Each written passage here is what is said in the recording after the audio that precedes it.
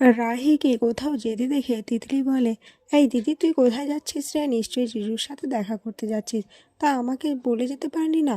রাহি বলে, আচ্ছা তোর মাথা কি গেছে নাকি? তিতলি বলে, দেখ, আমি জানি তুই ওর সাথে দেখা করতে যাচ্ছিস, কিন্তু কি বলতো, আমাকে বলে আমি কিন্তু কাবামে হাড্ডি হতাম না। আর আমি আজ সব থেকে বেশি খুশি হয়েছি, আরও খুশি হয়ে যেতাম যদি আমার সিক্রেট লাভারকে এটা জানতে পারতাম। তাহলে তোর বিয়ের দিনে আমিও বিয়ের পিঁড়িতে বসে পড়তাম। রাহি বলে, আচ্ছা বিয়ে এসব কি তোর কাছে এত সহজ মনে হয় নাকি? অপরদিকে রাহুলের ভাই বোনেরা তিতলির জন্য ডেকোরেশন করতে থাকে। রাহুল চারিদিকে তিতলিকেই কল্পনা করতে থাকে।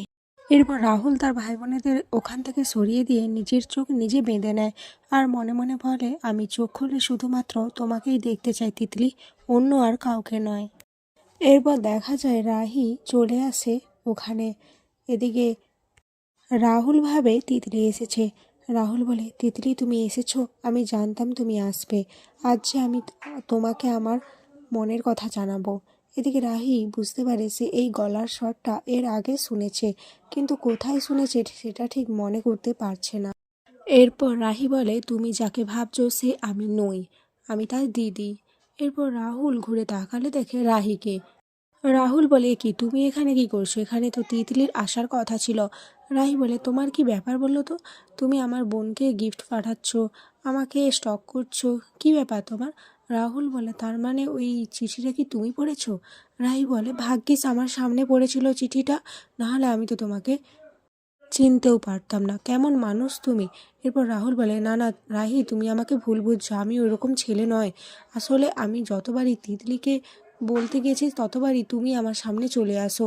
এরপর রাহুল রাহিকে একে একে সব ঘটনা বলে কিভাবে তিতলির জন্য সমস্ত গিফট রাহুল পাঠিয়েছিল, আর যেটা ভুলবশত রাহির কাছে চলে গিয়েছিল। রাহি সব শুনে বুঝতে পারে রাহুলের কোনো দোষ নেই। এরপর রাহুল বলে, আমার খুব বড় স্বপ্ন, আমি দেশে একটা টেনিস একাডেমি খুলব।